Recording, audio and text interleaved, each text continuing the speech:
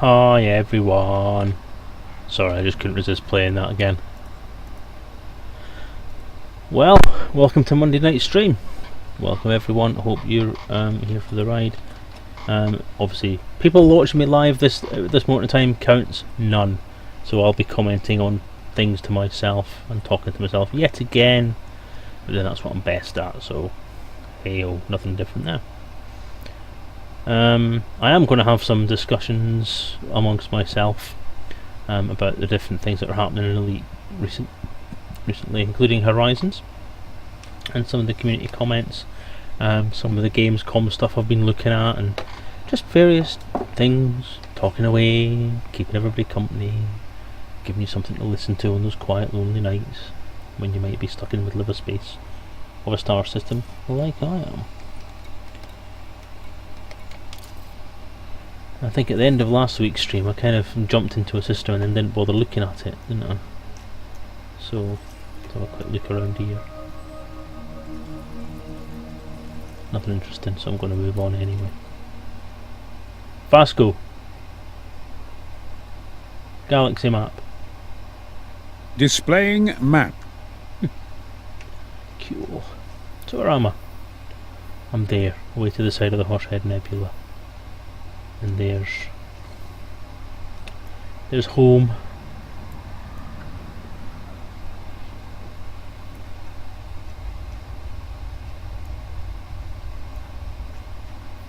Okay, well, I'm going to start heading back, or am I going to just faff around?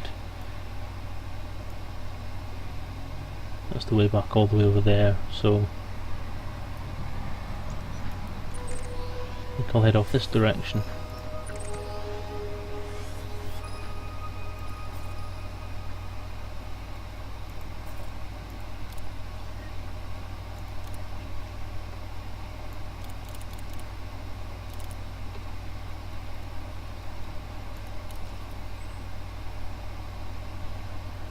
Galaxy map.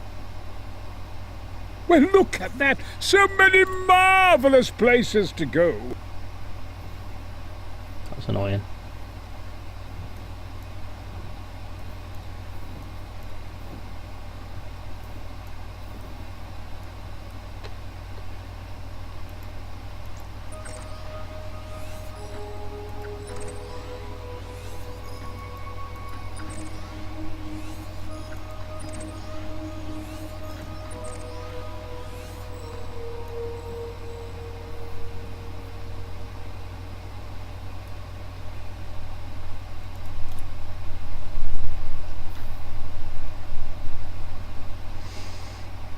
Okay.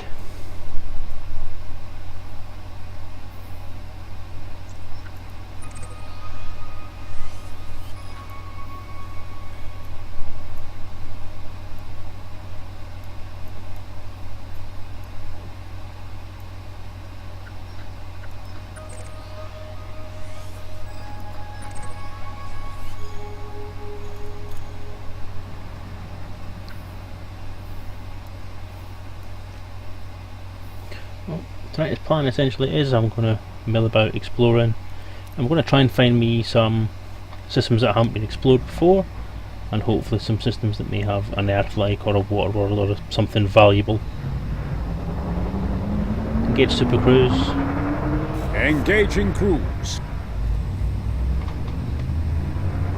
4, 3, 2, 1, engage.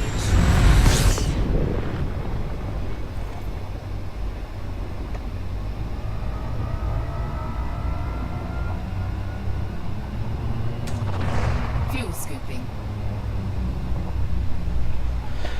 So, the big news this week I suppose has been Horizons, isn't it? Which is pretty exciting. It's going to make the old exploration a bit more fun. I quite like some of the concepts I've heard coming out of it so far, actually. You know, so the whole concept of planetary landings is just top notch anyway. But to go into for those of you who may be watching this that may not have anything to do with the Elite Dangerous update schedules or anything to do with the 4 or anything like that. Horizons is the umbrella term Frontier are using for a year's worth of updates. Engage hyperdrive. Engage jump drive. Engage hyperdrive.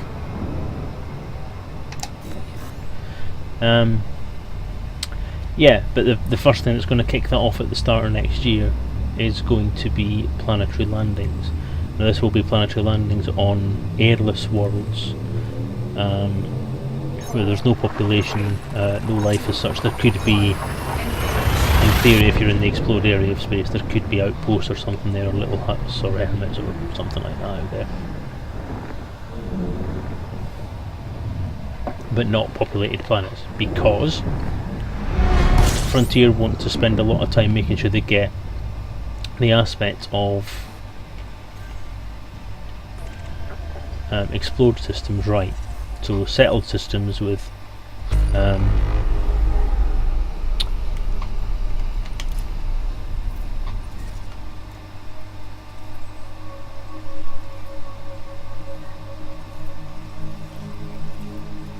got a gas giant.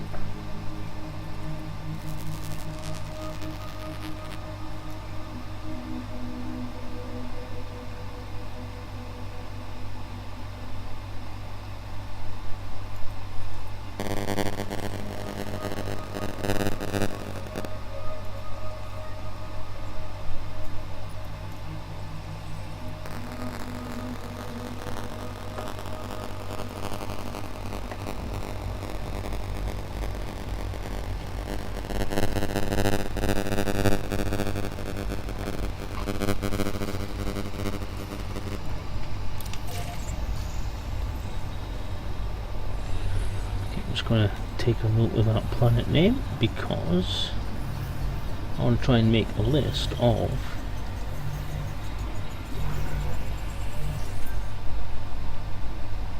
places that I find that are unexplored.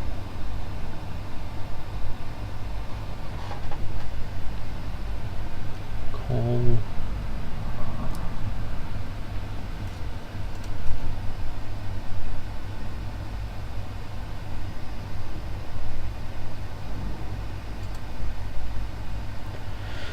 I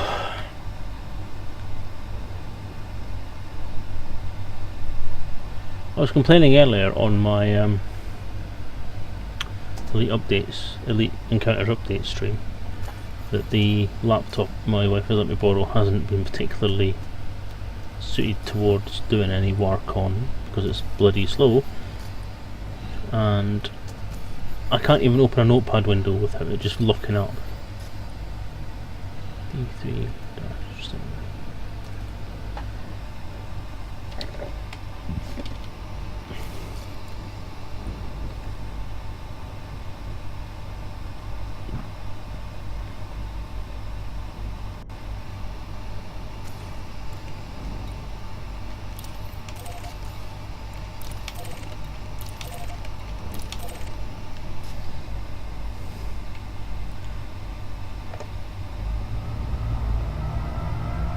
Yeah, so the first phase of planetary landings that will come out, said holiday season, so that could mean end of this year, start of next year, so around about the Christmas period. I think the Americans, it's an Americanism.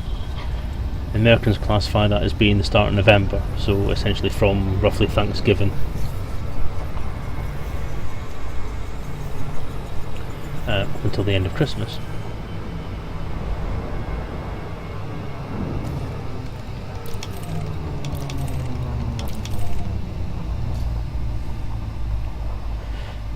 But the beta, or if there's going to be an alpha, the alpha will obviously happen at some point before that, which is something that just came to me a couple of days ago actually, because of the level of pledge that the very kind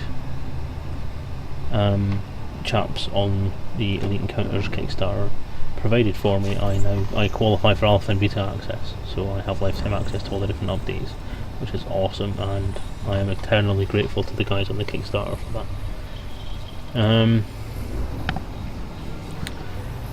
But yes, it opens up planetary landings with anything from a sidewinder up. So any size of ship can have the ability to land on a planet, all that stuff is ready and is going to go. And I'm quite excited by it, because I've been looking forward to the planetary landings thing for a while. I had a funny feeling from the get-go that the concept of doing planetary landings on populated planets would be something that would take a while, because of the fact that it's such a complex beast to get these planets rendered properly. You want to procedurally generate a planet, fine, that's great. Stellar Forge is doing a great job at generating some really interesting looking planets, and as part of there's some updates going to come through that are going to make them even more detailed coming up to the launch for Horizons, to put more planetary features on there, more detail in textures, or more detail in the rendering of the planet, which will then become surface features once you get to the planet. All opens up a lot of awesome stuff. And then actually once you get onto your planetary landing, you can fly through the canyons and all that sort of stuff. You can land on the ground. I'm just going to just look ashamed the whole night now, aren't I? Too busy talking to think about what's going on.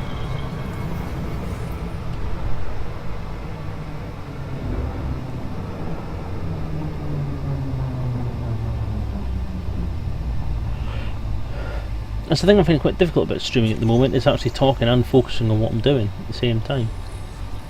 It just seems to be problematic for me at the moment.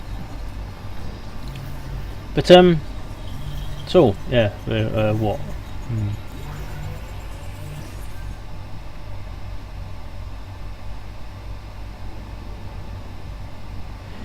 What interests me on it, and this is sort of something that I've only found out recently, is that they are putting in ground vehicles.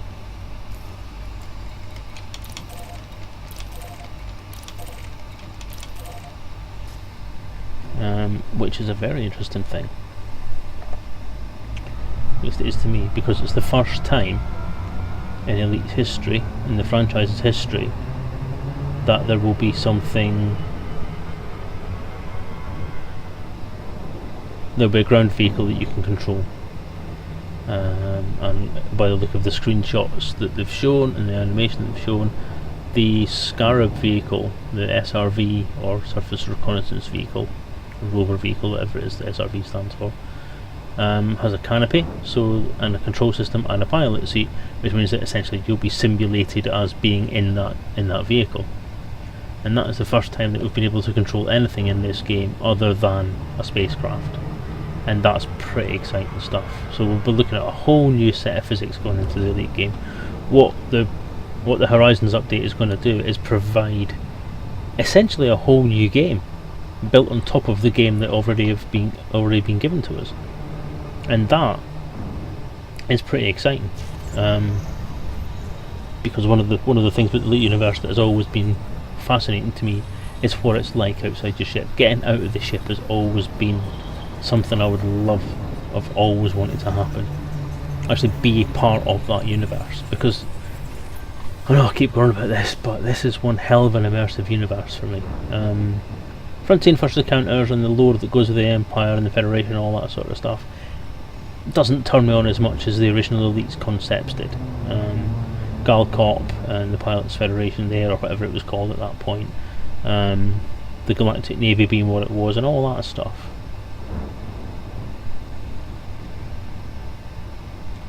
So I had to update the programs in it. I'm just going to have a relatively close look at this planet, just have a look and see if it has any more detail in it.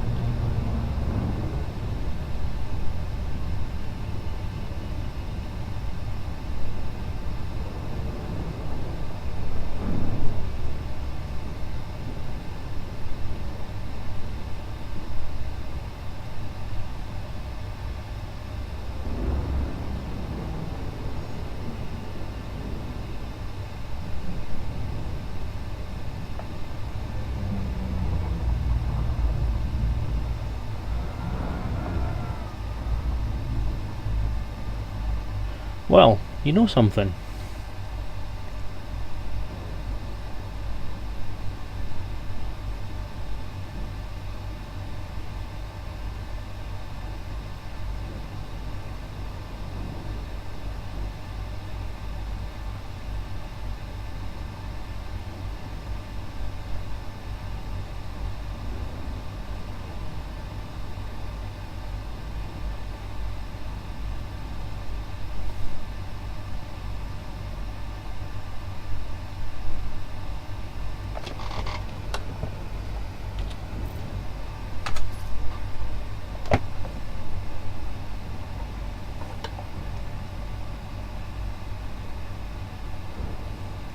I actually think, compared to some of the planets that I've seen,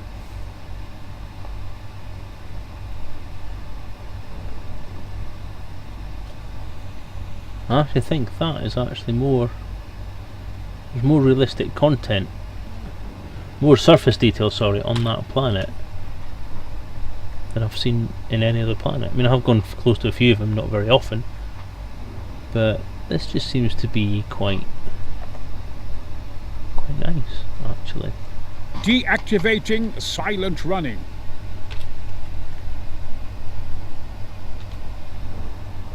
Thermal signature restored.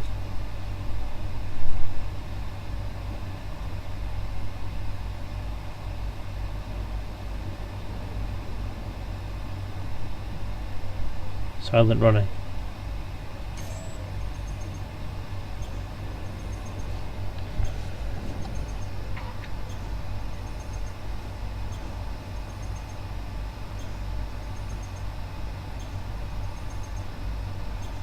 Hmm.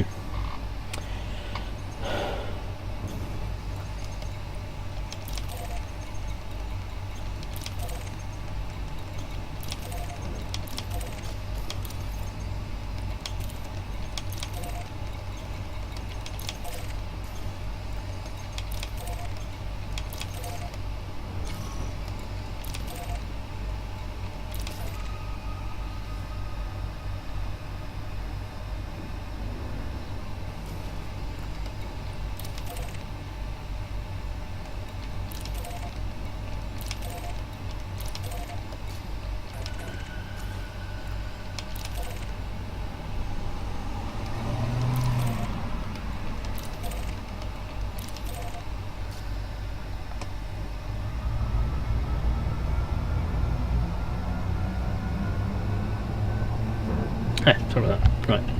Focus on what I was saying.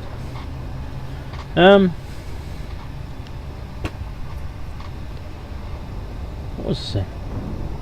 Cutting engines, stop here.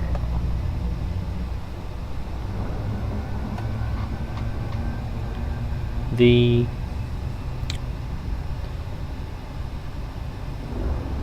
immersiveness of the Elite universe and the way the Elite universe looks to me has always been very much part of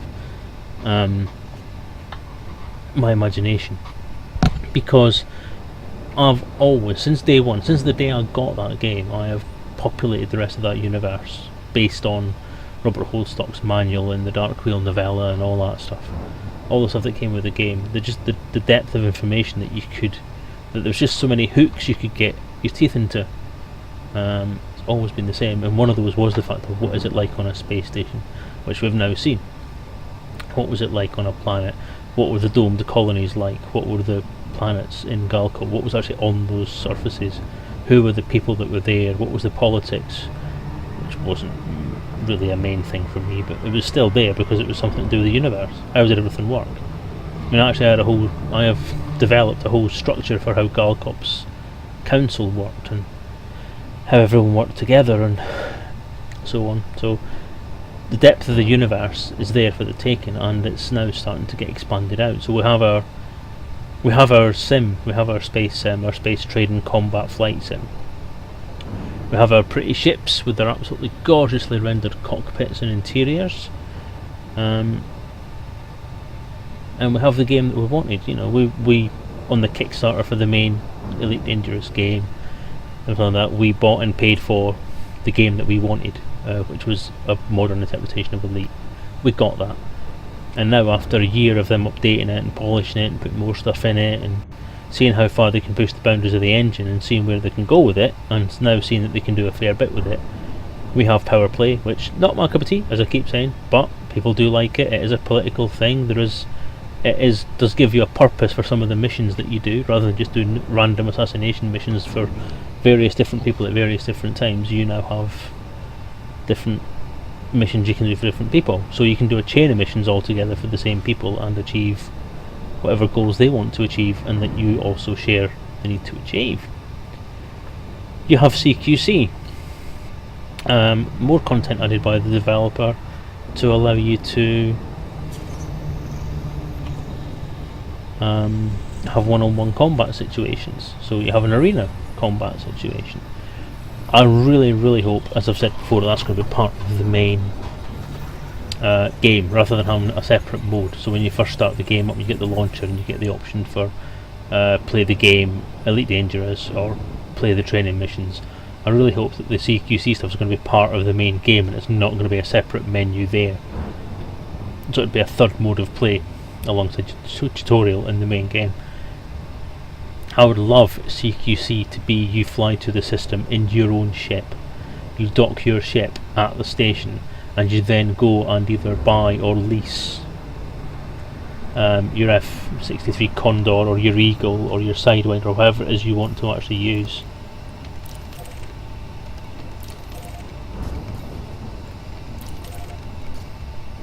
Just let me get next planet.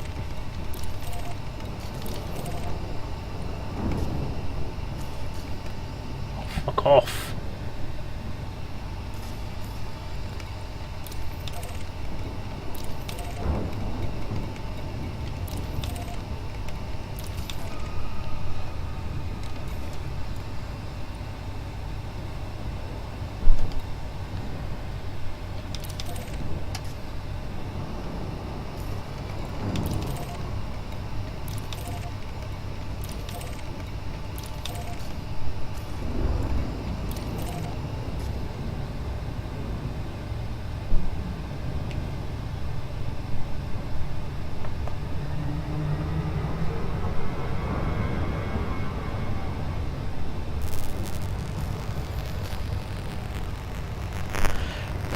Yeah, so you've got that, and that's just the content they put in there. I mean, they also improved things tenfold. They're putting ships in there that we've not even heard of before, like the Diamondbacks came from nowhere. Even though the Diamondback Explorer, sorry, the Diamondback ship in the concept art was essentially just a very brief concept art piece that was happened to be Michael Bruce's favourite. The ship has developed a hell of a lot since that initial incarnation of it, and has become two different ships. You've also got the Courier. You've got what else? The Hauler, which was again something that was never in the original spec. So they've piled a lot of content on this. And everything they do an update, especially when they do a major update, they put so much more content, so much more polish on this game. And yeah, it's great. So the next lot. That's not even just a lot, because that's just the content they've put in. They've provided a framework. I mean, I've always said that Elite Encounters, the role-playing game that I'm developing, is a framework for telling a story, and that's where it differs from quite a lot of the other books that the authors have done, because they've written a story, which is fine, whereas I've written a framework for people to tell the story to each other, or I'm writing, and which is why it's taken a lot longer, because that framework has to be fairly tight. But Elite Dangerous is the same thing. It provides a framework for people to tell their own stories. You have your commander name, you have where you're from, you have your ship. You may have a particular livery for your ship or a particular decal for your ship, and in your head that will tell the story. Whereas you also have the things that people are doing for themselves, like forming pirate clans, which is of course the first one that came up, and then forming clans or groups that will defend against those pirates. So you've got player versus player, but as part of the story. X amount of players, they are all pirates in a particular clan. This other group of players are defenders against those pirates and will help people. You've got the Fuel Rats, which is a recent one since the Fuel Limpets came out, and that's probably one of the best things I've seen come out of the community. Is if you run out of fuel and you have a problem, then you go to a website, you send an email to the Fuel Rats, and one of them will log on and go and help you, and go and pick you up and give you fuel. That is awesome, and that's so into the role-playing side of this game, that I am just absolutely stunned.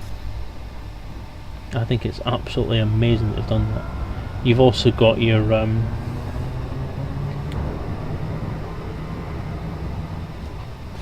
things like Kate Russell's demolition derbies around her station. You've got people who are doing attacking the res pool, attacking the res sites, that kind of stuff. It's just everywhere there are people doing things in this universe that are either part of the design from the devs, or they're part of their own design from the players. Horizons puts a layer on top of all that, so you've got your core game that we all paid for, we all wanted, we all love, and you've got this new batch of content that's going to sit on top of that and give you a new game to play. Not only are you flying around your system looking at gorgeous pretty sights like this ringed gas giant here that we're going to go floating past in a sec,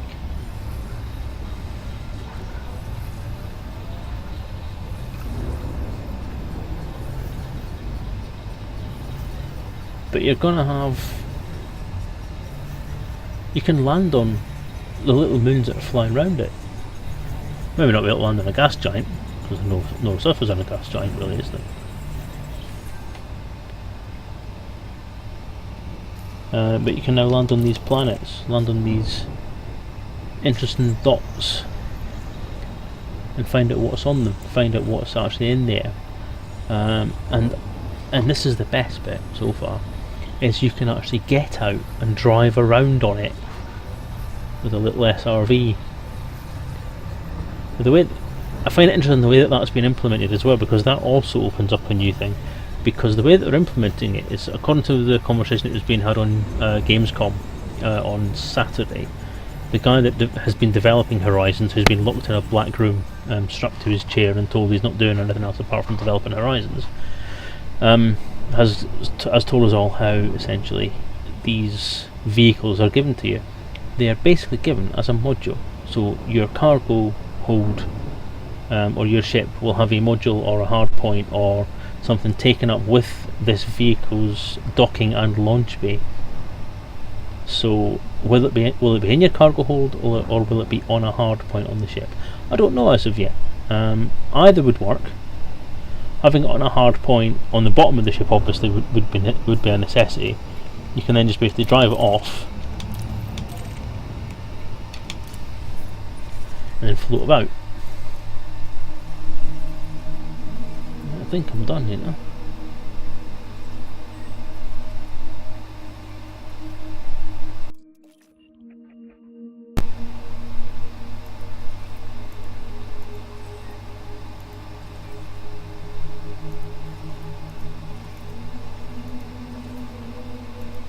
Okay. Next system.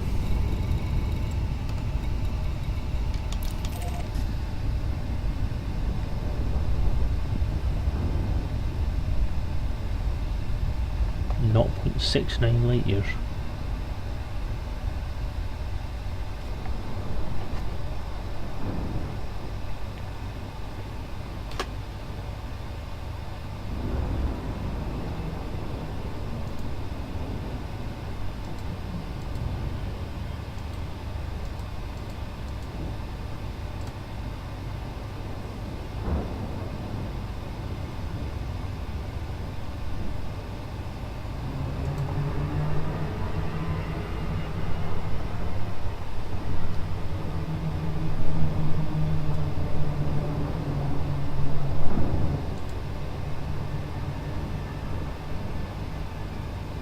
Sorry. In the meantime, while I'm playing the game, the other half of my desk is me copying files from wife's laptop onto the other laptop, well, onto the backup hard drive, so that I can move them across later on.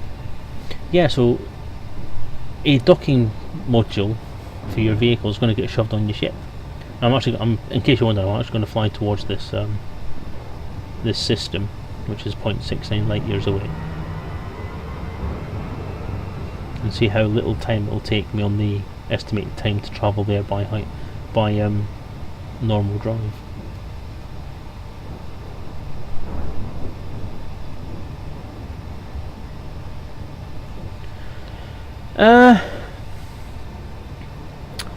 Yeah, so what does that open up? Does that open up the possibility of having other vehicles in your ship as well?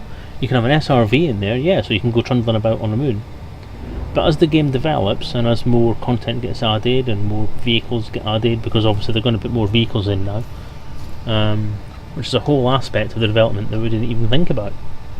And we all thought, get out your ship, possibly wander about on the planet or on a station, that was about it.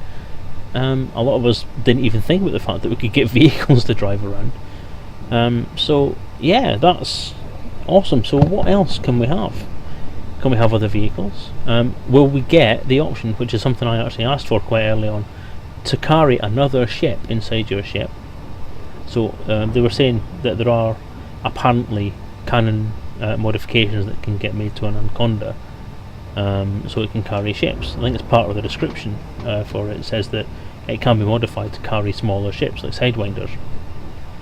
So will we have that option? Will we then be able to have an Anaconda that has a docking module for a Sidewinder? So you could dock your Sidewinder at someone else's Anaconda.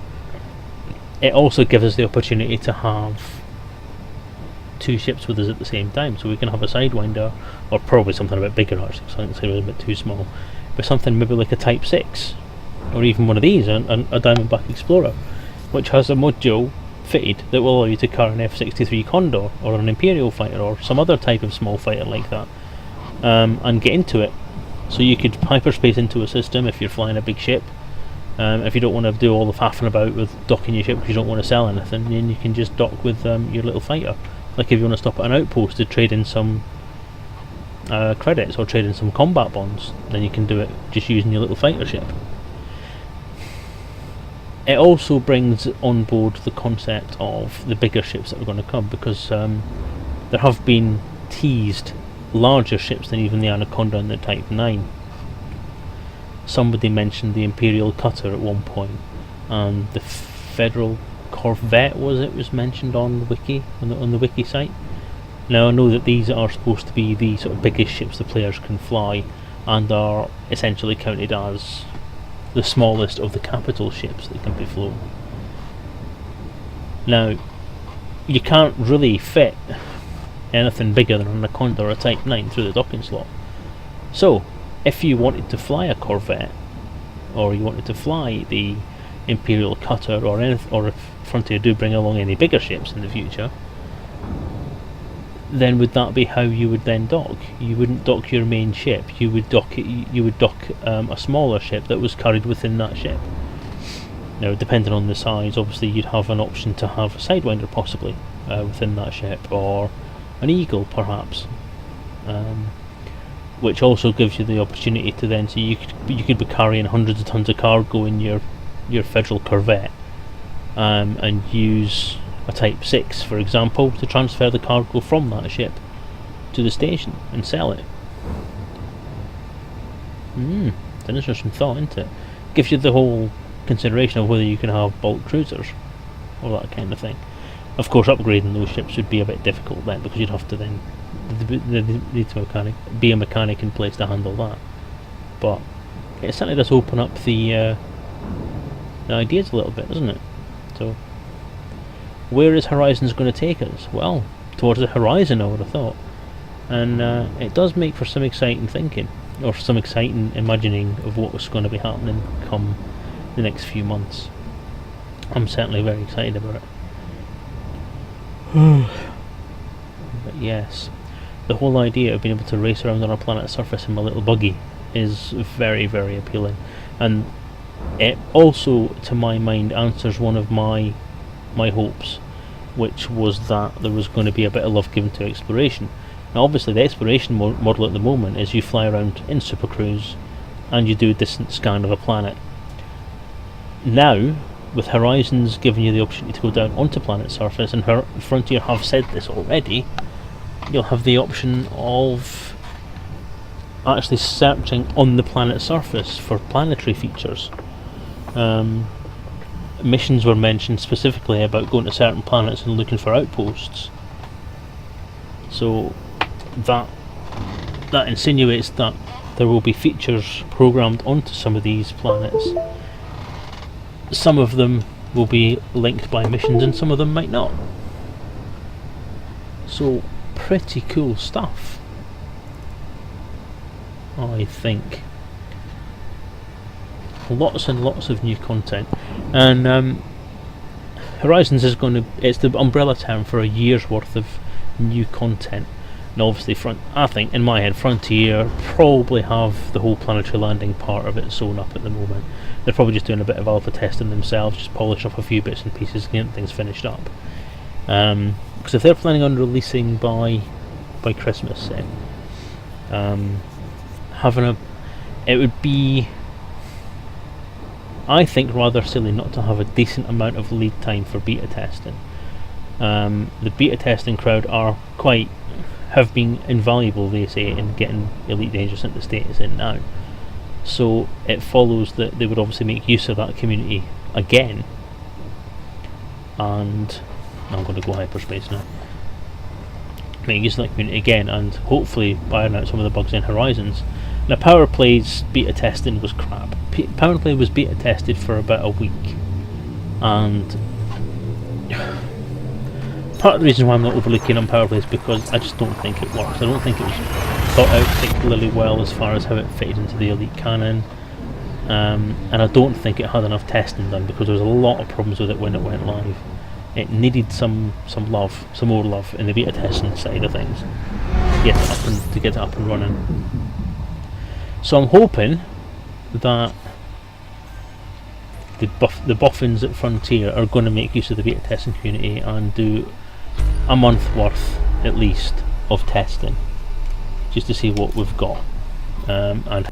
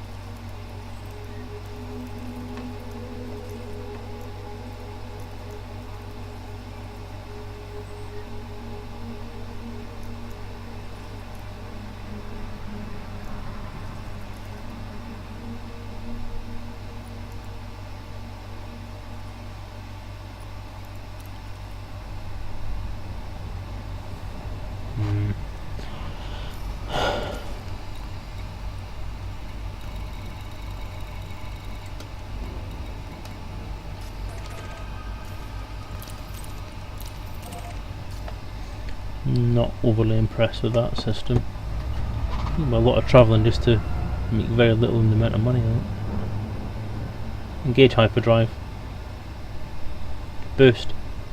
Afterburners engaged. Engage jump drive. Engaging jump drive.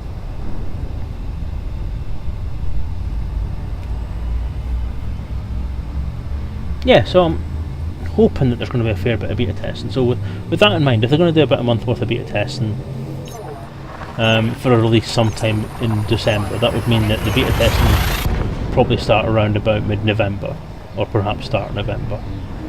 We're now at the start of August, middle of August coming up for, so that's 2 months. So I would say they're going to do a fair bit of polishing. They've probably got a hell of a lot of it sort of sorted out already as it is. And we should be getting some teasers of that shortly as well. So we'll be getting a look at what's going on. Hopefully the next dev update and the next newsletter are going to have some goodies for us to have a look at.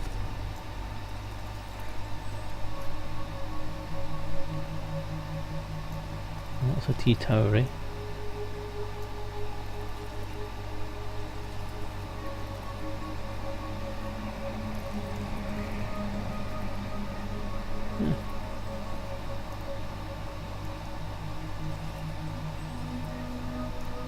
Interesting.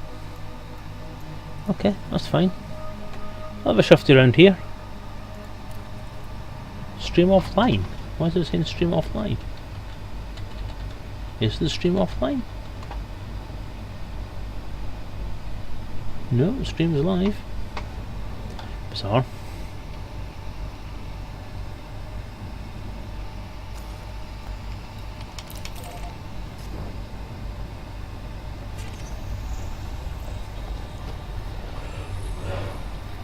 Now, I was keeping up with a lot of the stuff about release of Horizons when the announcement was made during last week. I was reading the forums for once, and I was trying to keep up with what the devs were saying. But yet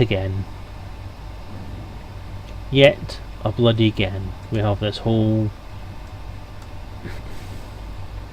moaning-faced cadre of people on the bloody forum who are just complaining about everything that's happening, and I'm fed up of it. Absolutely pissed off to the back teeth of hearing this crap. People saying that, oh, the game's not in a good enough state to have any more new content put in. Why can't we just fix the stuff that needs to get fixed first? And I'm sorry, but you know what? You moan when they don't give us something, you moan when they do give us something, you moan when they might give us something, and when they do give us something you moan about it, and then they're all saying it costs too much and why do I have to pay for this shit, and it does my head in. It really does do my head in. So, I'm still talking to myself. No viewers. It's not very often I get no viewers. That's not very good. Usually get 1 or 2. So yeah. What else? I'm annoyed. I am annoyed with all this carry on. People just do nothing but moan, complain, bitch and cry about stuff that really they don't really have anything to say. And the concept that seems to be getting up people's nose is that people are is that Frontier want people to pay for the update, and it confuses me why people are complaining about that, because there's a fundamental truth here that I think people just seem to miss, and that's that if you want a game developing company to continue to make games and continue to publicise a game, continue to support a game, and especially in terms of an online game, then they have to be getting money. They have to make money somehow. They can't just give you a game or sell you a game and then keep on employing 10, 20, 30 people to develop that game but do it for no money and then not get any money back for it. That doesn't work. That's a completely unmaintainable financial model for anything, whether it be a game, whether it be an application, whether it be software for measuring railways or that sort of shit. You know, if you're developing that software, you need to be paid to develop that software. Nobody's going to sit in an office and not be paid anything and then develop software and keep on doing it. No, you have monthly contracts, you have yearly contracts, you have you have per purchase funding. If you make a new plugin for something, which in the case of this is a completely new game that's going to sit on top of the old game, expand the gameplay tenfold, whilst retaining the core game. That's what the definition of an expansion is, for Christ's sake.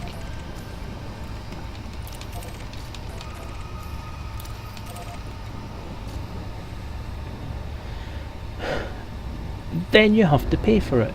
Somebody who wrote an app or an application for the computer that would, like, say you buy PDF software or you buy Word, but you want Word to be there, but you still want to have another application sitting on top of that can do spreadsheets.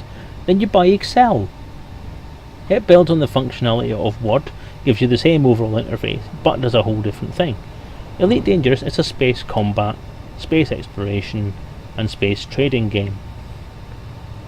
Frontier are now expanding that and adding new functionality on top of that to give you the ability to land your ship on a planet and drive around on it.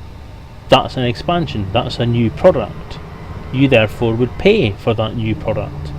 Therefore, if Frontier are saying they want you to pay 30 quid for it, then if you want that product, you pay the fucking money for it. I don't see the problem. I don't see the issue. Likewise, if you brought out a sequel, if they brought out Elite Dangerous 2, now with blue space, but it wasn't linked to the original game, would you expect to get it for free? Well, no. If Elite Dangerous was a standalone game, it wasn't an online multiplayer shared universe game, if it was a game that you bought, you installed on your PC, and then somebody says, alright, we're bringing out another game now called Elite Dangerous Horizons, which is the same kind of game, but it expands the core idea to give you ships to drive, to give you cars to drive on planet surfaces. Would you be expecting to get that for free? No. If you bought Doom years ago and then Doom 2 came out, would you expect to get that for free? No, you wouldn't. EverQuest, when it was going, I mean, I know it still is probably going, but EverQuest was had an original title, and then an expansion came out called something to do with, it was the one where you could go to the moon. So basically, an expansion came out that opened up a whole new area to go and explore on a different planet in the EverQuest universe. Did they charge for it? Yes. Why did they charge for it? Because it's an expansion to the original game, because it introduced gameplay features that were nothing to do with the original game, as well as upgraded the graphics engine and gave it better optimization and improved things and introduced new races like the lizard people, whoever they were called. Would you expect to get that for free? No. So why the buggering fuck are people out there saying, I want this expansion for free? Why do I have to pay 39 quid? Why do I have to pay X amount of money to get this? I mean, Frontier are offering a bloody discount for people that have been playing the game for the last year, and are offering a discount for people who are active now, and they don't have to do that, because they never said they were going to do that. They said they were going to bring out expansions at certain points in the future that people would have to pay for. So they are, but they're giving you a discount, and people still aren't fucking happy about it. And it just beggars belief. I really honestly do not understand why people out there are sitting thinking to themselves that they're entitled, oh there's that word, entitlement, Mad Dog would be so proud, that they're entitled to getting this free game from Frontier because they bought their game in the first place. Okay, you people, I dare you to go up to Frontier, or phone up Frontier and say that you've bought Roller Coaster Tycoon X amount of years ago and you want World of Coasters free. Because it's the same bloody thing. You need to get off your fucking high horse. Take a long, hard look at what you're asking for, and actually truly sit back and ask yourself whether you are doing the right thing. And if you sit there and you come up with the idea that yes, I am entitled to this shit, then you can fuck off, because you are completely out of touch with reality. Completely out of touch with reality. I'm in a boat where I'm lucky enough, again, because of the generosity of others, I'm getting these updates. And I'm getting, because I have a lifetime pass, essentially. And although my plan had been at certain points when I was originally pledged for it, and I was gradually increasing my pledge amount to try and get up to beta level, which would have given me the lifetime pass at some point. But then I had the idea for doing this Kickstarter and all that. So although I am privileged in the fact that I didn't have to pay any more extra to it, Decreasing sensor range. Okay,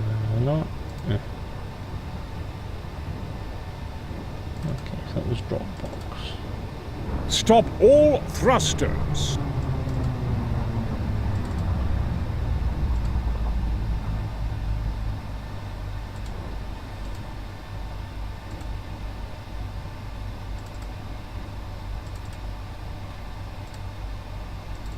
Have to be on my second here. I am just checking my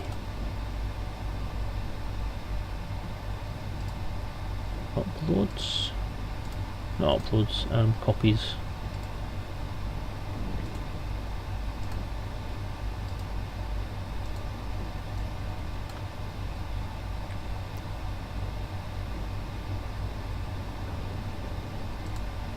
Oy.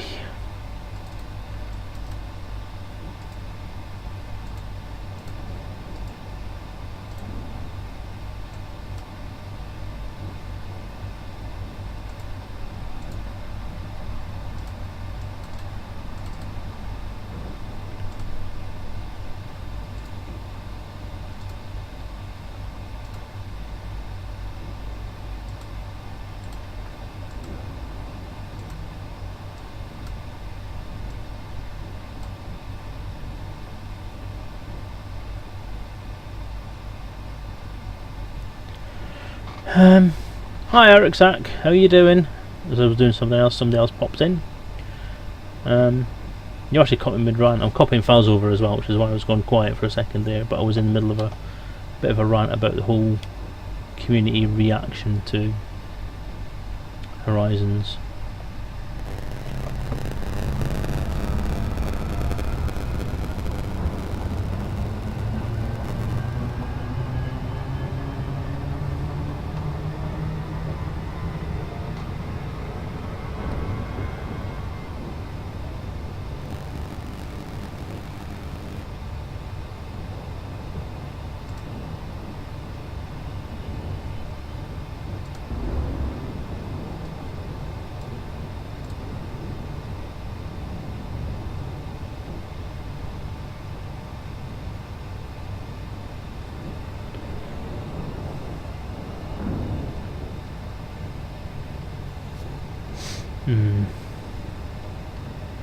Yeah, so I'm a bit...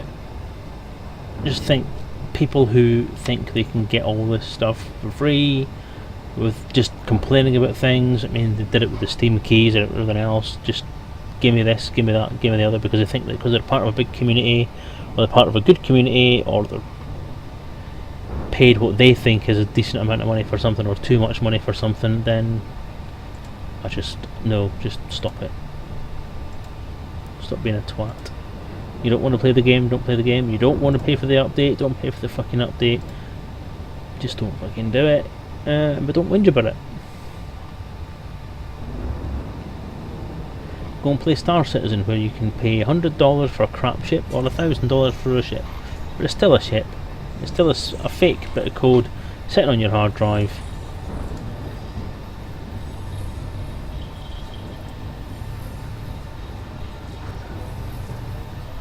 Not been on your PC for about 2 weeks. You're missing streams. Oh, Arixac, have you missed Horizons?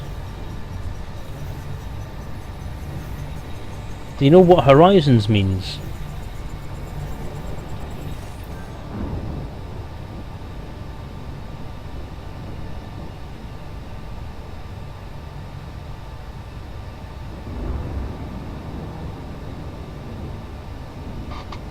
Oh!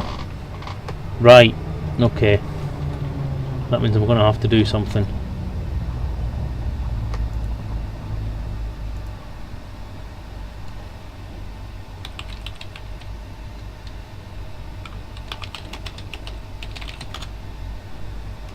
Do-do-do,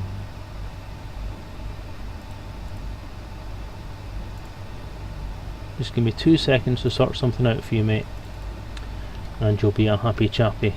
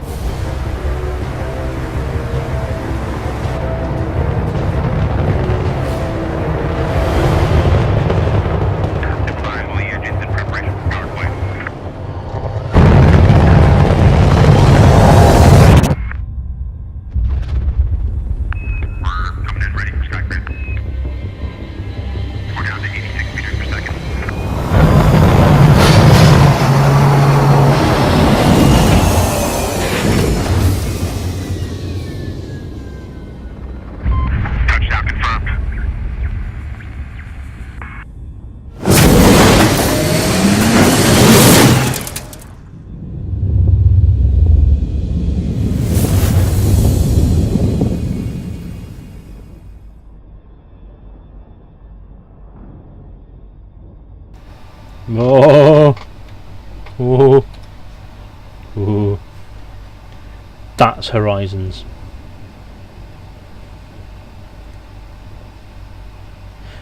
Trailer probably is copyrighted. It's part of Frontier's media, but as a licensee, I am allowed to use their media as long as they are credited at some point, which they are credited for because it says it in their own thing. So a lot of people can do it. It doesn't really matter if you're licensed to do it or not. As long as you credit them, you can use their media. As long as you credit their involvement in creating that media and the fact that you're just showing it. So me telling you this actually counts as me telling them that I'm using their media to advertise their product. So I can't see why they'd have a problem with it anyway. But yes, Horizons is the upcoming expansion. A year's worth of updates starting at the arse end of this year, around about the holiday season. The first thing that will be bringing is planetary landings, as well as a new ship, as well as a new vehicle, as well as a new flight mode as well, in order to get onto a planet. Apparently it will be seamless, in the same way that Super Cruise is seamless to normal flight mode. So yeah, so everyone's really excited about it. Frontier have been going daft about it. They've had interviews with people about it. The guy that developed it was at Gamescom this weekend with Frontier to sell and advertise the game in Germany, in Cologne. So the guy that was writing it did a bit of an interview with Ed Lewis about it all. So it's all been quite interesting and quite fascinating stuff. But as usual, with every update that Frontier bring out, or any new thing that they bring out, people are whining because it's a whole year of updates. Frontier are packaging it as an expansion season, so it's season 2 of Elite Dangerous is going to be called Horizons, whereas season 1 of Elite Dangerous was called basically any title they could think of, whether it be CQC or whether it be Power Play, Wings, all that stuff. The season of updates coming up, which will probably be, I would assume, it'll be an update to version 2. So rather than being 1.2, 1.3, 1.4, which we're on now, it'll be 2.1, 2.2, whatever. Horizons is essentially a year's worth of updates and new in-game content. If you want it, you have to pay Frontier for the privilege, which I have just been whining about for about 10 minutes. Is expected, because at the end of the day, Frontier are a gaming company who want to write a game, make a game, and pay people to help develop that game. So you would expect them to want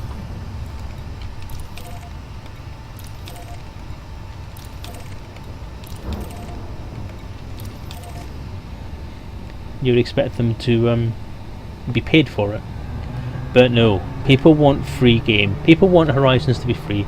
People can't understand why, if they've already paid 40 quid for a game, they have to pay 40 quid for another game. Yeah, so there's been a lot of complaining on the forums, a lot of complaining on Reddit, the usual places, and I was just commenting on that fact that it's a bit stupid, and the people that are doing that are really need to wake up, smell the fucking roses, and get a life. Yeah, slightly annoyed about it. I think the biggest comparison I made was that if you bought Doom, would you then expect to get Doom 2 free? Because essentially it's a new game sitting on top of the first one. There's also the EverQuest expansion I mentioned, the one where you go to the moon, can't remember the name of it. But again, that was pretty much an entirely new game sitting on top of the original game, and people paid for it. No one whinged at that point. I don't seem to remember. Also, when people like Dawn of War, Warhammer 40k Dawn of War came out, it had its own season of expansions. It had add-on games that you had to have the original game to play. Oh, see if I can get rid of that bloody things.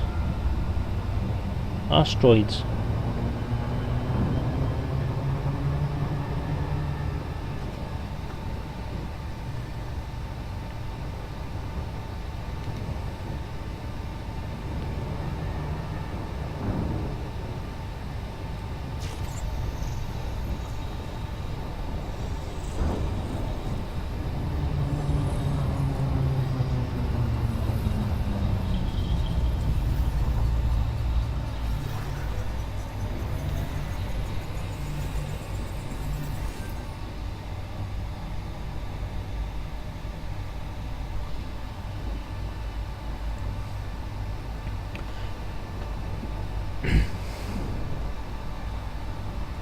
Well,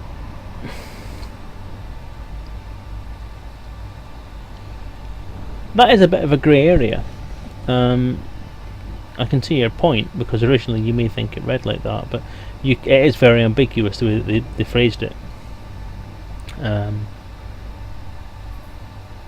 Essentially, it fundamentally changes the nature of the game, so I think they're actually contemplating it as being a main update to the core game itself. So I have a feeling that when version 2 comes out, when Horizons comes out, you'll be looking at the single biggest update that's been done. The whole rendering engine will need to change, and the whole logic will change, because at the moment it doesn't have the capacity to do the physics for vehicles, for example. Let's do this the easy way.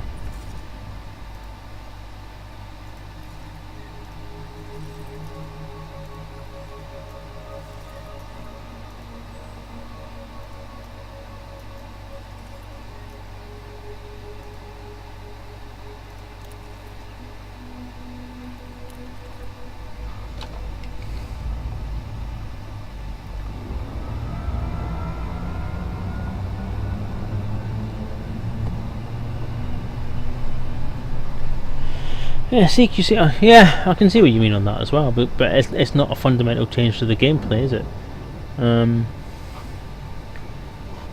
It essentially uses the current physics engine, the current graphics engine, and the current ships. So there's no new mechanics in there that would be needed to play that. Whereas going onto a planet needs a whole different kettle of fish. So I can see your point, but again, it's interpretation, isn't it?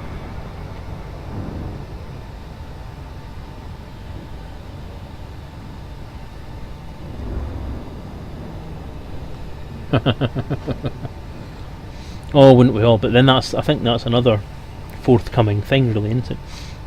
That might come.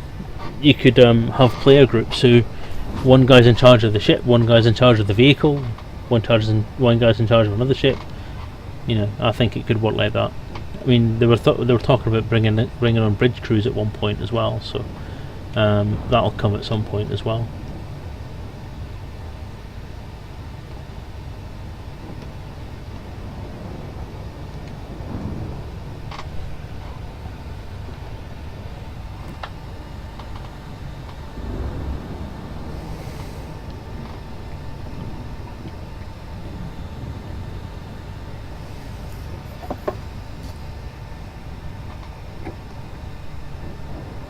Oh, why am I looking at the mouse? Why am I touching the mouse? Artemis in space. Indeed, that's what I'm looking forward to. And I have a funny feeling that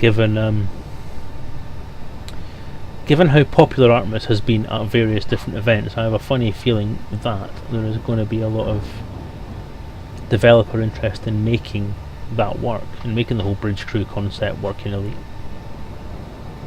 I think the framework is there. Again, it would be a major update. I think there'd be another one that'd be a paid update, possibly, or part of or be the tag for a new season. So that might be year 3. Would be the bridge crew expansion, which might also tie in with the getting off your ship and wandering about thing. So essentially it would mean that you would be able to get out your ship, go into someone else's ship, and be part of their bridge crew. So I think that would all wrap together quite nicely.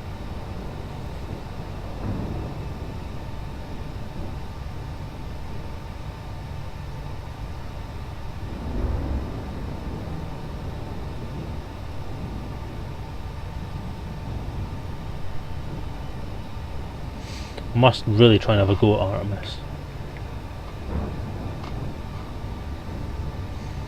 20 seconds. That's pretty good for chat. Usually it's 30.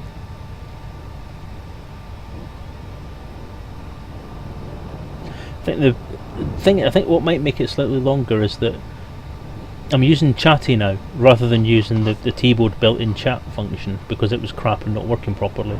So I have my Chatty window mirror to the screen, so what pops up for me pops up instantly, but when it pops up for you there'll be a delay there as well, so it might be doubling the delay you're getting.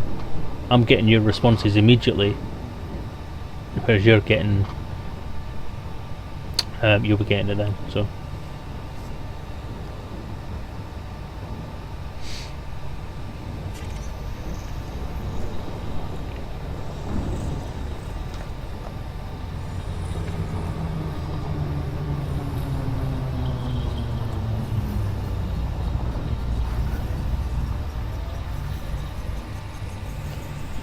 I think Twitch are they kind of play with the settings now and again, I think, to be quite honest with you.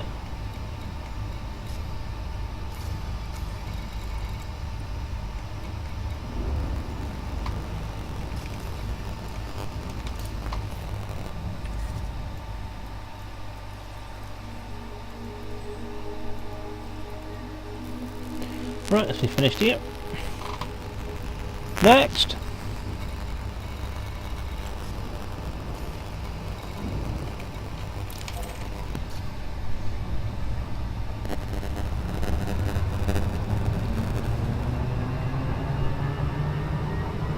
Engage jump drive. Engage jump drive. Engage hyperdrive. Jump. Engage jump drive. Preparing for jump.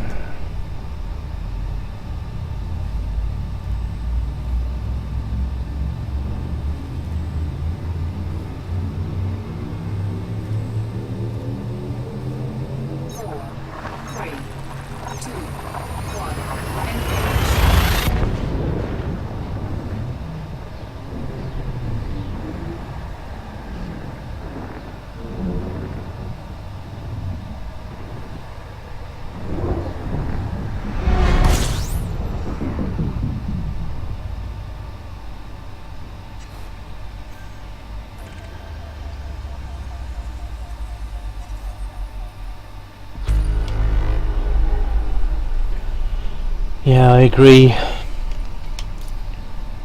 Pressing button 6 on my joystick's less fucking effort.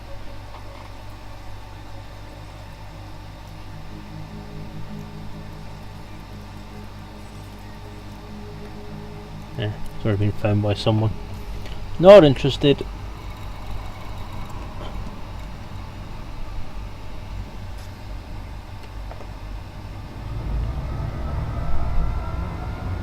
Engage hyperdrive. Fuel scooping.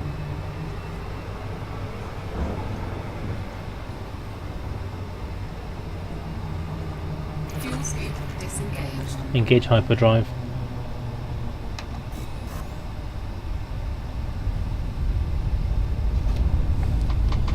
Basco just can't be arsed today.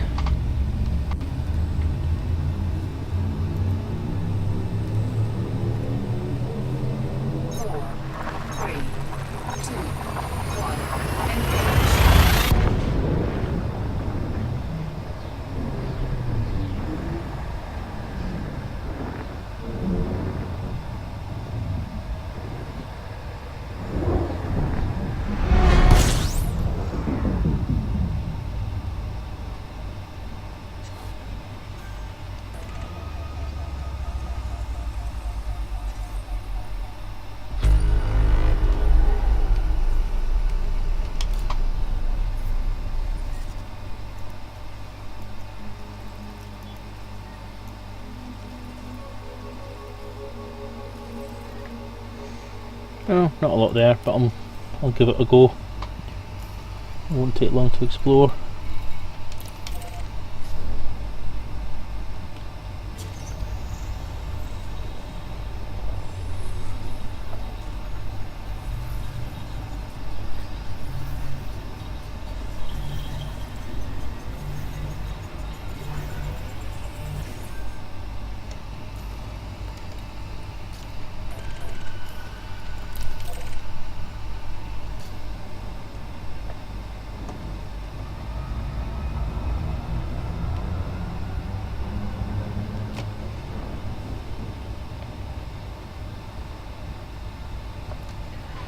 So, what else? What else happened this week?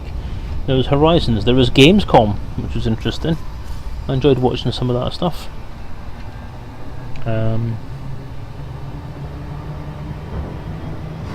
It was fun seeing everyone getting quite involved with the CQC. And I must admit, for the first time I watched CQC for a fair amount of time. I did want to watch it on Wednesday on, what's his name, on the live radio stream, because Psychica was streaming CQC, but I couldn't get a connection to the server. So I watched it while they were streaming it during the Gamescom stream. And I have to say, I'm not a big fan of arena combat stuff. I'm not a big fan of PvP wars, things like FPSs and that kind of thing. But this did look a lot of fun. The Condor looks like it's a lot of fun to fly, I have to say. It looks lovely, and it has such a lovely cockpit as well. It's got that proper fighter feel to it. And I'll be honest, it actually was very evocative of the Jedi Starfighter from Star Wars Episode 3. Crap film, but the sort of hybrid Jedi fighter did look nice. So it did look like a lot of fun. So I'm actually quite looking forward to having a go at that. Which will be sometime in September, I believe. We're getting access to that, isn't it? You watched Dog get splattered this week, Sunday? Possibly. I don't know. I was busy all day Saturday. I didn't get back on the computer on Sunday until evening time, at which point I was busy trying to get RPG written. I did listen to Mad Dog stream sort of late on, and it was quite fun. So I'm just going to copy some stuff over again. Just be on a second.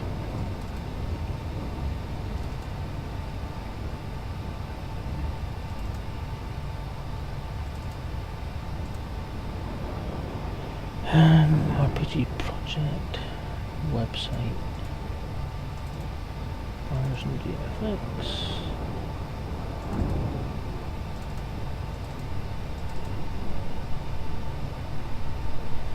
You can't get deleted anyway.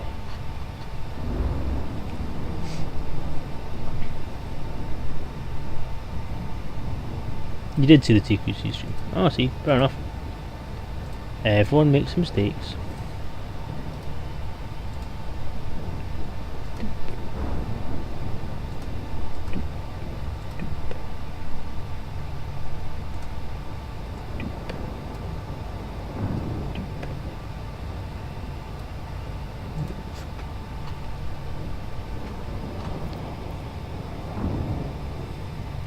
Did it? What, on Dog stream? On Sunday? Cool.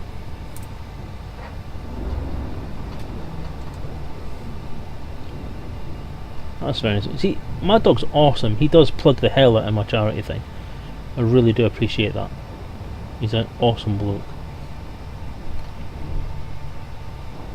I did, I think for about half an hour I had his stream on during the day because I dropped my wife. Well, we came back home from visiting someone and went to visit the grandkids.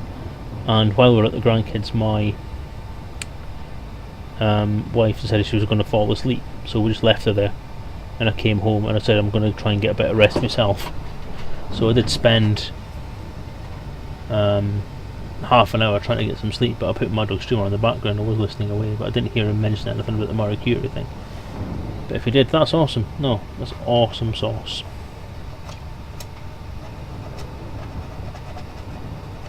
As I say, he's been an absolute star.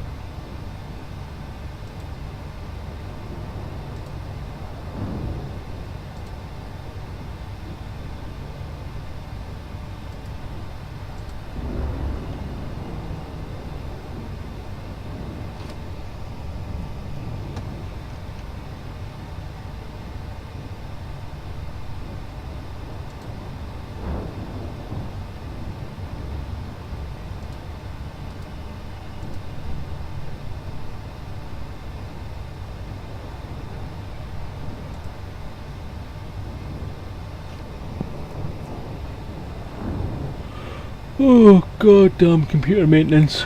Hate it.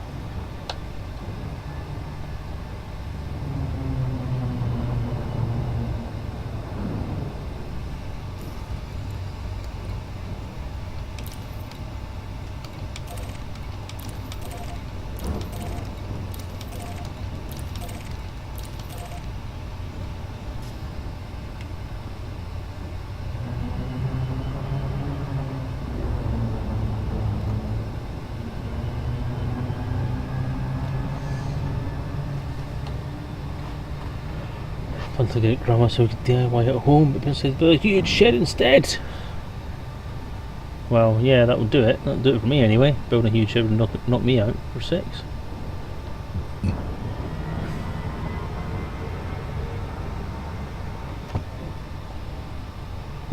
We actually planned on having a barbecue on Saturday at this end. Oh, the cover came off my seat again.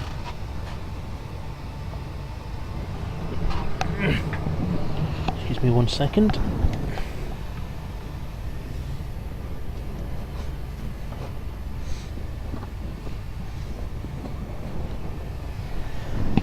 Oh.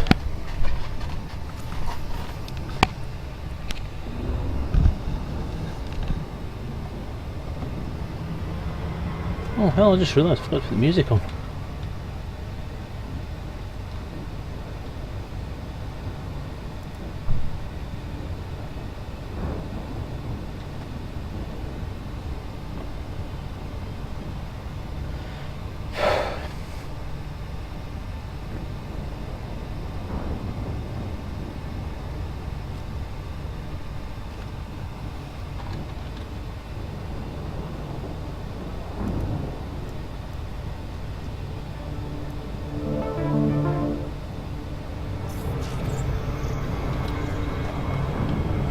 Damn it!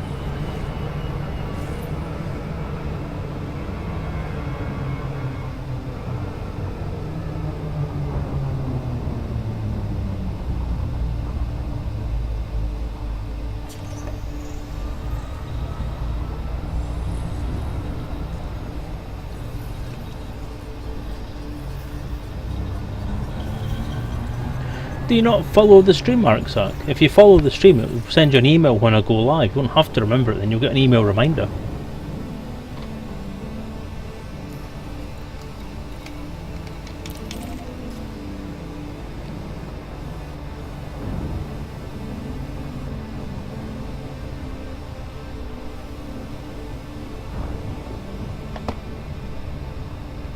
Engage jump drive. Charging frameshift drive.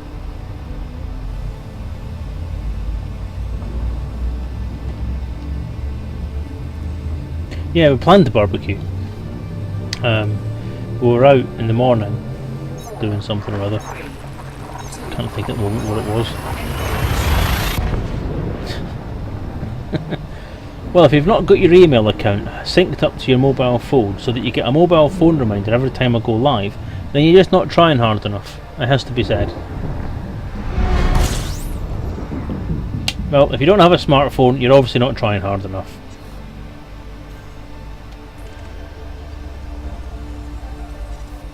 You should get a smartphone just specifically so you can get reminded that I'm going live.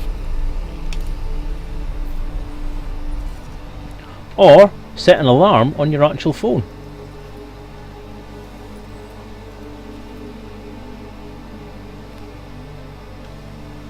Three Suns, probably not much.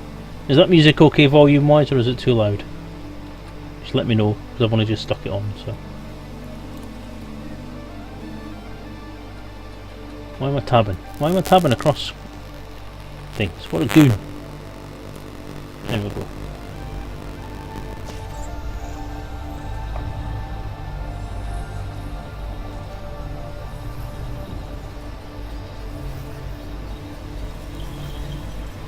There you go, see, simple solutions for simple problems.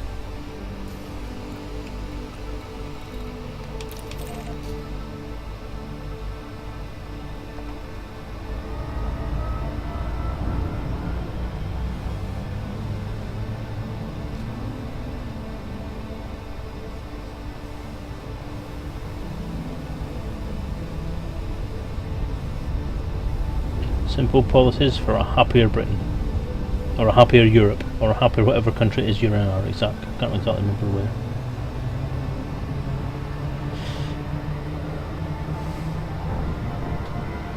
I should put some kind of chart up somewhere, because I'm not very good at remembering these things. A chart up saying like you and Fleepy and Edarin and all these different people who are from different European countries that I don't remember where they are.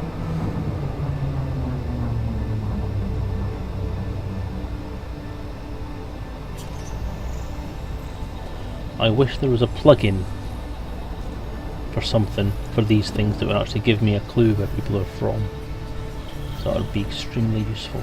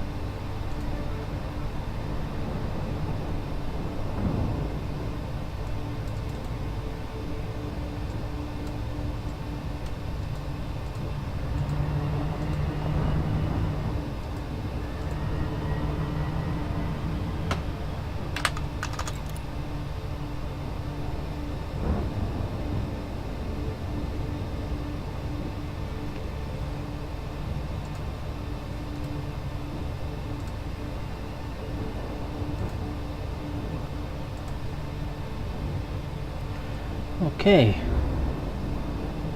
I think that's me done backing up all the stuff off my wife's PC.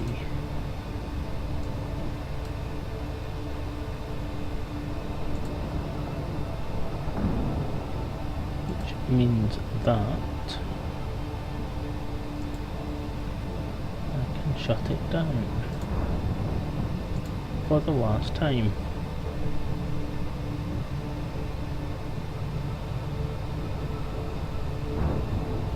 Befford!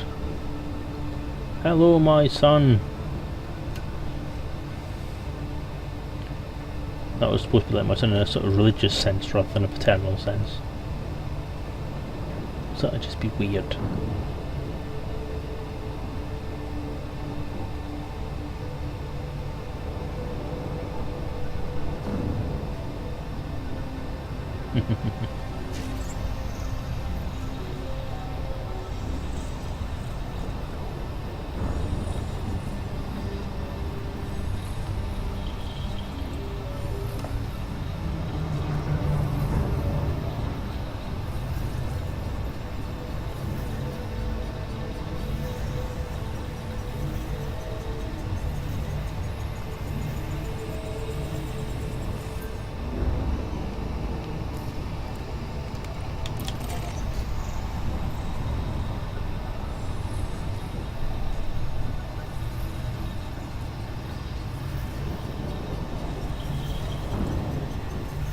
You two are just going to confuse each other if you keep on talking like that.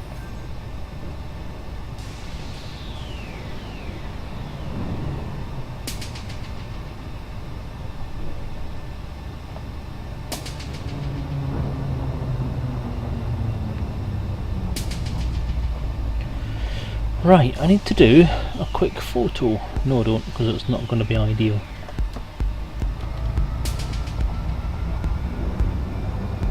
Just try something else just now. Head off down that way.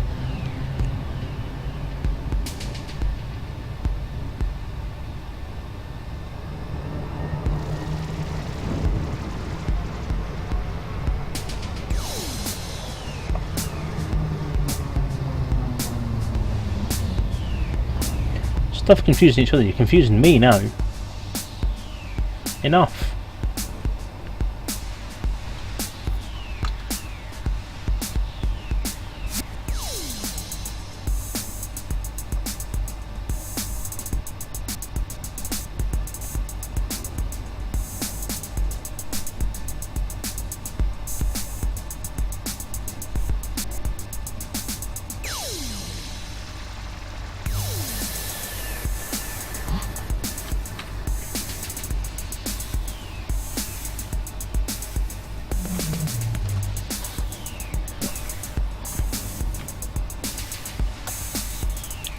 Next system.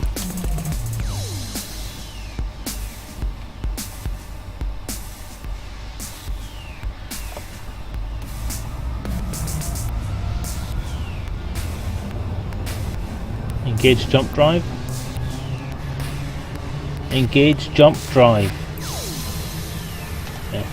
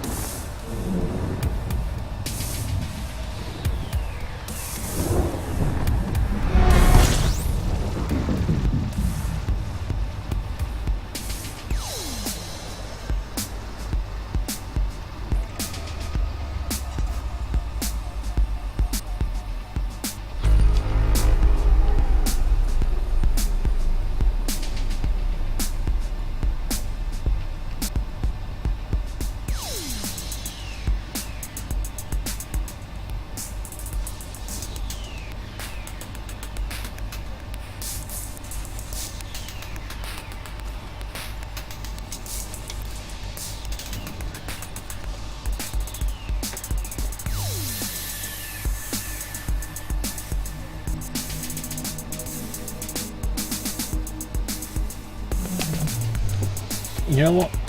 It's not much in it, but it's still an unexplored system, so I'm still grabbing that one for myself.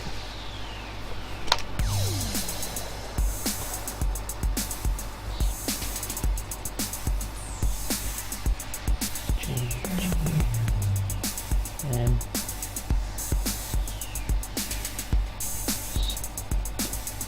oh.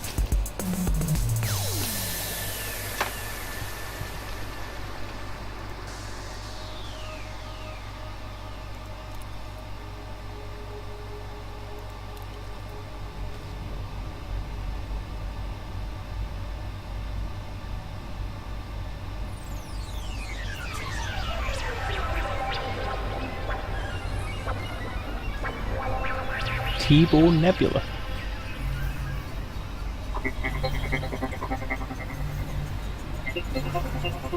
Interesting.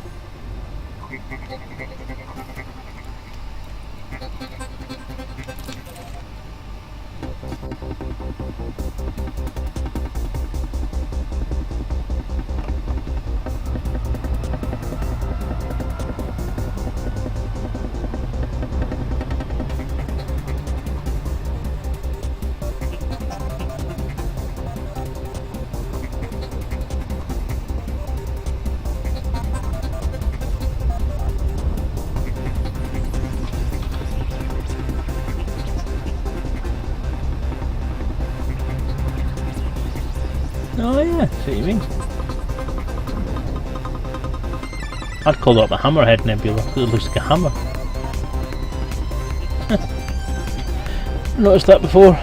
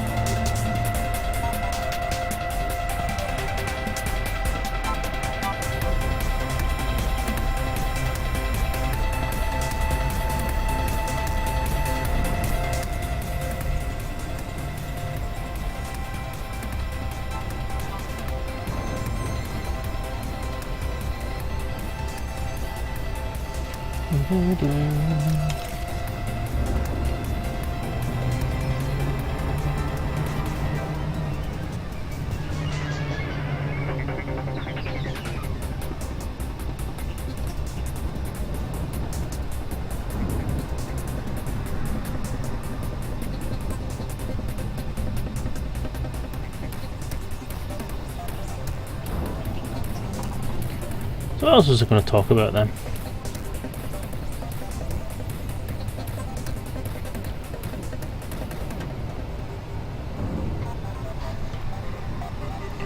Talked about Horizons. Talked about people whinging about Horizons. Talked about the 24-hour stream, which will be awesome and tiring.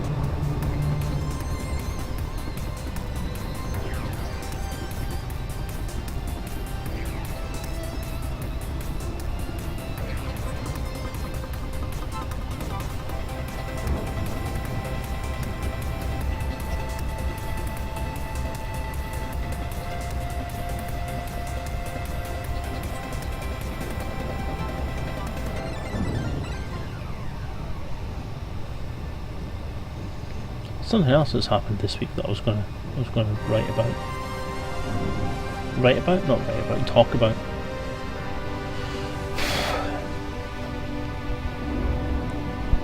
Holograms.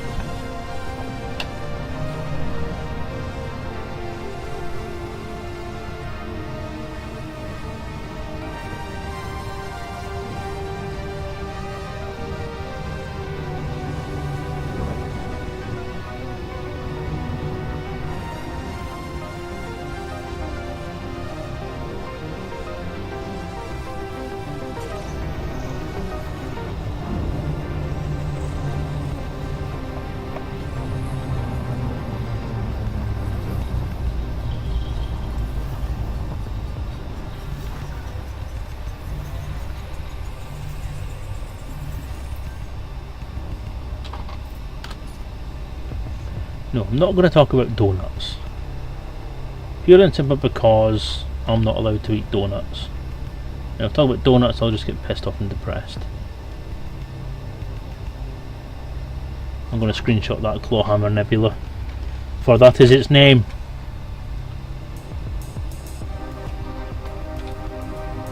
From now on. Where next? That one. On that one!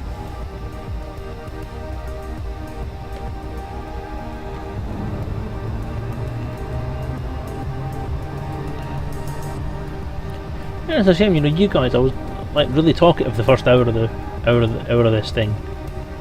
stream, talking about everything, and I've gone really quiet now. You've gone. It's like I'm almost embarrassed to say anything. What is H going to cost us then? Oh, I didn't notice that question. You're talking about Horizons. What's it going to cost? Horizons is going to cost £39.99, which is something on the order of, is it €50, something like that. Yeah, it's going to be about the same price as the full game was initially, but again, because it's a complete rewrite of the game from the ground up, I think it's justified. Justified. Yes, I am, Biffer. I'm definitely in awe of you. Definitely. Because you are all such commanding presences. I get really intimidated by text files. Done it again, look. Too busy talking to you. Shum.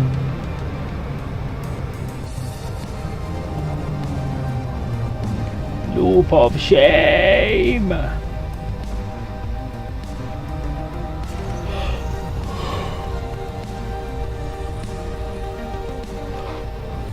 You get some discount if you've obviously played the game and have the game. You are entitled to a discount of 25%.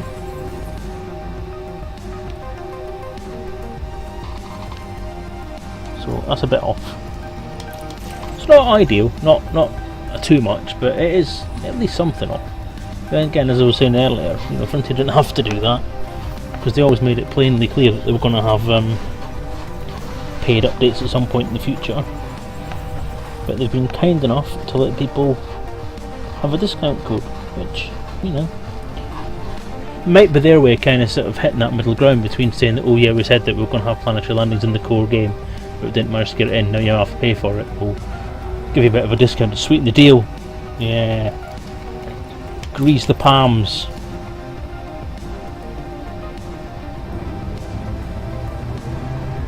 Oil the wheels,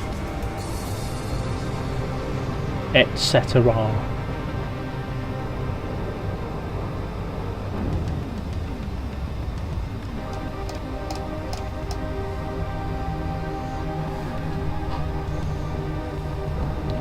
What's that swirly thing up in the distance there?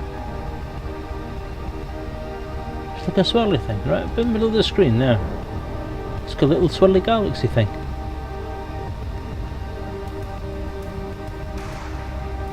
Wonder what it is. I want to know what that is. No, I really want to know. I want to know. What is that? Is that something I can go to? Is that like a little galaxy thing?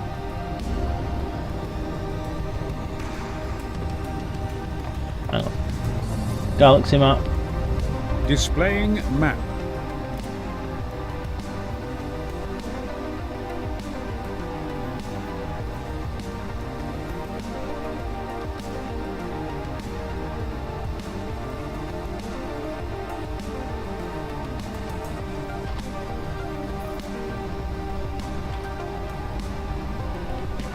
So there's the galaxy centre there.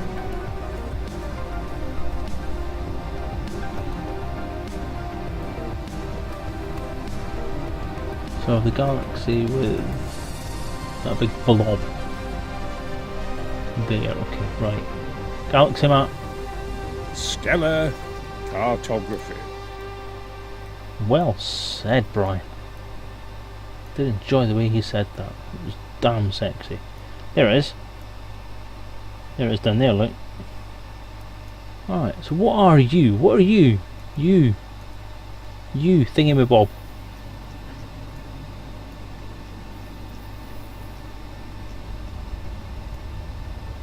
No, it's a galaxy. That's miles away. I'm not going there, am I? Another galaxy. I want to go there. That looks interesting.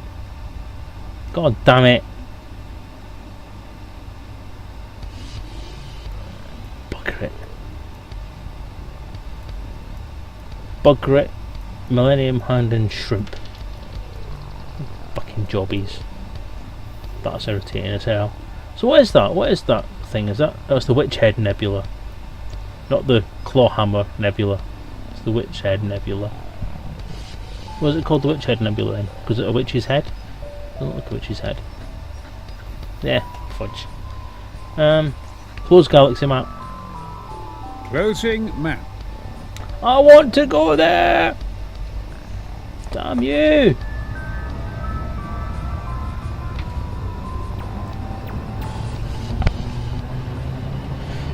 Language, Clifford. Language? Fuck. Fuckty fuckty fuckty fuck. Stream has a mature viewer's content on it. It's past the watershed, so fuckty fuckty fuck. That feels good. I know it's limited intellect type stuff, but you know, people only swear if they're limited intellect. But I don't care. I'm limited intellect.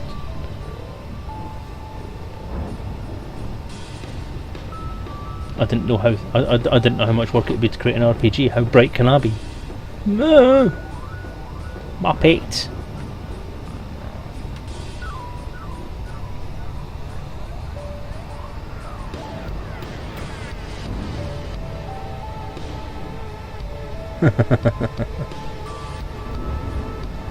Blobula Kazda. I think you've just classified a new type of cluster, a blobular cluster.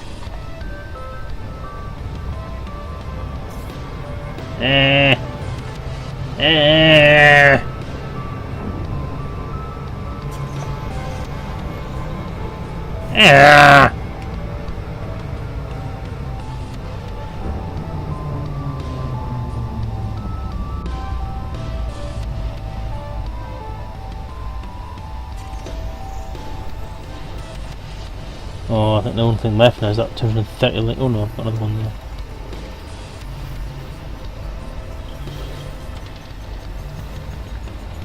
Leave me alone, insignificant cat. My loop of shame is none of your business.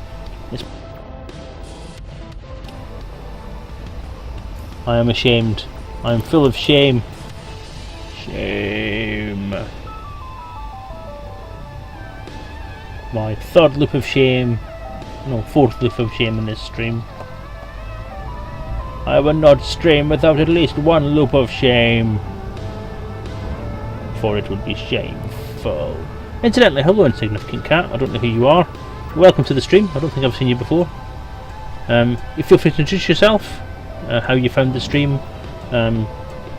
why in God's name you wanted to come here, that sort of thing, you know. Watch some guy pointing his ship at stars and then sitting with little streaks of light.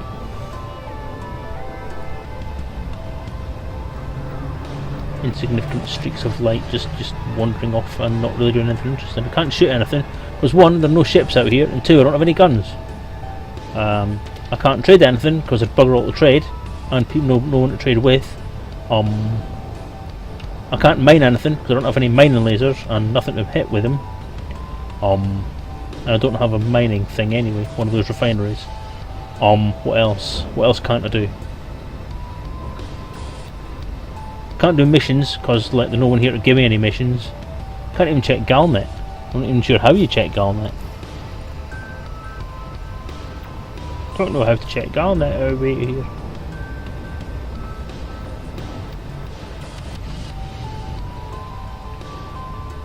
Just extra for good exploring elite players on Twitch and Geek Stanton and Knowledge 1970 start the stream chat. Well, this is a very good exploration stream. I am exploring like no one else on Earth. Well, I say on Earth, technically I'm not on Earth. Physically I am, streaming from Earth. But my ship isn't on Earth, because otherwise it would be a shit exploring stream, wouldn't it? No, I've done it again! Done it again! Loop of shame!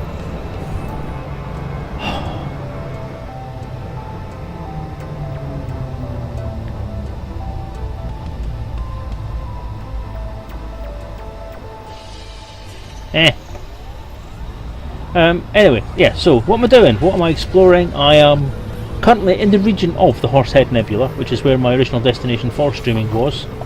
I reached the Horsehead Nebula, found that other people explored it first, got really annoyed, beat everybody up, and then decided I was just going to start wandering around at random. So I'm now wandering at random, just trying to find stuff that hasn't been explored yet, and exploring it. Which is going quite well, because I found a few systems and I managed to give them their first ever exploration. So when I get back and sell my data, hopefully I should be in time to grab the naming thing. So I'll be the first explorer on that system, which will be a nice thing to see. But one thing you should do if you do exploring in Elite is make sure you note down the system that you've explored. Otherwise you won't be able to find it again. Right, and now you're going to have to sit and watch while I travel 240 light seconds, which is going to take forever! Which is annoying. But hey, that's what exploring's all about. All that means is that basically we get to have a conversation about shit. So what do you want to talk about? Does anybody have any conversation topics that aren't donuts? You people. Yeah, Horizons. I can't think of anything else to really say about Horizons, other than the fact that I think it looks awesome. I think it's going to be a really, really worthy update, and I think it's well worth the 40 quid. And to be quite honest, I didn't really want to... sorry, if I had to pay for it, then I would pay for it. I'll be paying for it from my son anyway, because he wants it. I have no qualms with buying it for him, because it's definitely going to be worth it. It's going to lay the groundwork for a lot of expansive gameplay. Not even just in the case of exploring planets that have no air, which is what the initial release is going to be. But also the pile up of new stuff that's going to come based on that, with atmospheric planets and moons and such. The new ship in Horizons will be the Cobra Mark IV, which there is a bit of a debate about whether it's going to be widely available or not, because Frontier's standpoint seems to have been that it will only be available to those who have been with the game for the first year and who buy Horizons like quickly before the end of the year, but before it actually comes out, basically. So if they pre-order it, they'll get the Cobra Mark IV as well. But I'm not entirely sure whether that will remain a static standpoint. It's not like Frontier to basically restrict access to a ship in the game. And I'm not entirely sure if it would be something that would be a particularly great thing. Wasn't that a Cobra Mark III within cells? No, what it seems to be is a Cobra Mark III with more body to it. So it's more, it's bigger. It's essentially got a larger inside. So rather than being as flat and sleek as the Cobra Mark III, it's sort of on the Z-axis, on the the Y-axis. Sorry, on the Y-axis, it's a bit bigger. So if you take the top surface of the Cobra Mark III and sort of move it up slightly, and everything will extend up with it. You know what? I'll go find a photo. I'll go find a photo and show you a photo. Hang on a sec.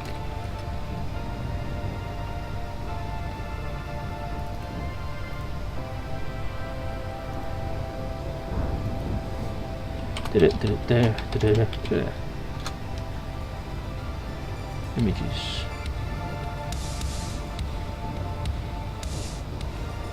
Oh.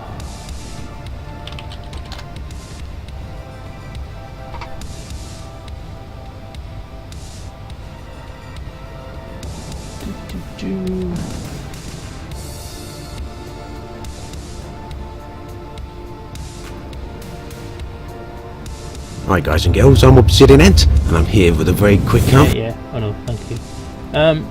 Yeah, I'm nicking this off someone else's stream, someone else's YouTube video, so I'm gonna give you a quick look at that.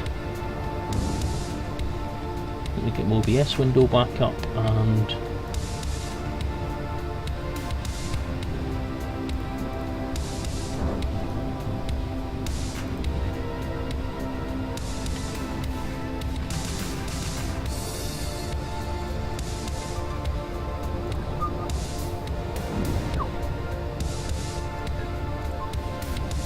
there you go.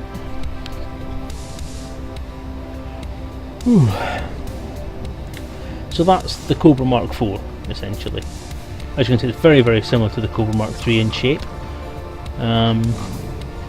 but it's been extended up in the y-axis, so it's taller, has a more capacious seat, which probably means it'll hold more crap that you can take down to the surface or grab.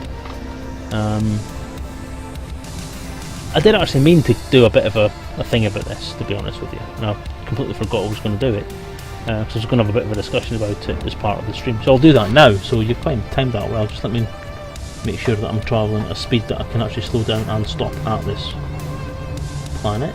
So I'll just do that and then flip back to the image so I can see what I'm looking at. So yeah, this is the Cobra Mark IV. This is what's getting introduced as part of Horizons. At the moment it seems to be on a limited release, so only people who have bought the game, bought the new expansion, sorry, or who have played Elite Dangerous since it was brought out, will have access to this. Whether that remains the case remains to be seen. I will again say at this point, thank you to Obsidian Ant and his stream for this picture. From the picture, I would guess that it's going to have a higher cargo capacity, probably not as much manoeuvrability. It may have slightly worse handling. If it's going to be something that's going to be designed for planetary operations, then obviously that would explain the little winglets on the side there. That's going to provide not a lot of aerodynamic anything, but perhaps a bit of stability in the vertical axis. Front edge, yeah, the front edge seems to be kind of a homage to the Viper. So the Viper Mark III is obviously the transition up from the Viper and the Viper Mark II, and obviously the prongs on the front are the way that one of the features on that design. So maybe they've gone that way. But obviously the Cobra Mark III has the same slight indent on the front, just not as pronounced as that. So, but as you can see, it's got a lot of design features in common, like the sort of grey area where the thruster housings are held on the wing edge there, and the cooling vents on the top there. So not a lot of information has been released about it yet. The cockpit looks very, very similar to cockpits in the previous Cobra Mark III, and the rear engine outlets obviously look very similar as well. So we could be looking at a very similar performance type ship, maybe a bit more space inside, a bit more cargo space to give you a decent cargo room, as well as having room for your module, your vehicle. Whether that involves something that's going to give you an animation of how to drive your vehicle off your ship and then back onto your ship is at this stage unknown, because I don't know, and no one really has any idea what that mechanic's going to be. Whether it's going to be very similar to how you swap your ship out in a shipyard. Essentially it just loads it in and then you're in your cockpit, or whether it's going to be a transition. I can't see it being a transition from walking from your cockpit down to your module to get into your car. I think what might be happening is you'll have a transition animation or a spinny icon that will say loading, and then pop, you'll appear in your little vehicle. But if you can appear in your vehicle and your vehicle is still in your docking bay, that would be class. That would be very, very nice, because that would give you the opportunity to drive out of your ship onto the planet's surface, and then once you finish driving about, drive back onto your ship and then transition back to your cockpit again. I like that idea. So yeah, that's the Cobra Mark IV.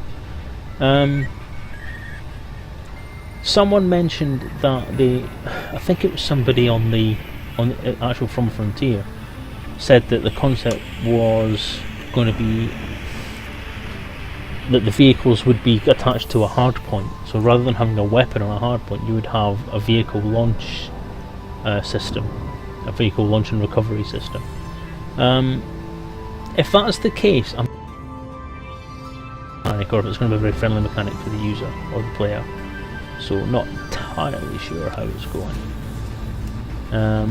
But if that is the case, then we'll just see how it goes. We'll see what happens.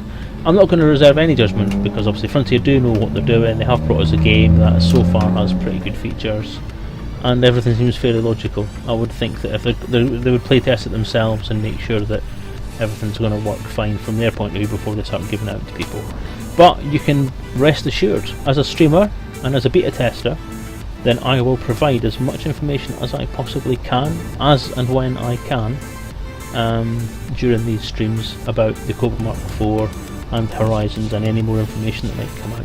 So, hopefully if it comes out on a weekend, then I'll be able to tell you on a Monday, but if it comes out on a Tuesday, then everyone else will beat me to it. So that's not great. But yes, there you go. So that's Horizons, and that's the Cobra Mark IV. Again, thank you to Obsidian Ant for his stream where I've now ripped his picture of the Cobra Mark IV.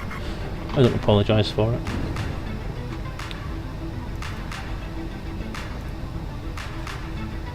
Right, where were we? That's past a bit of time, innit?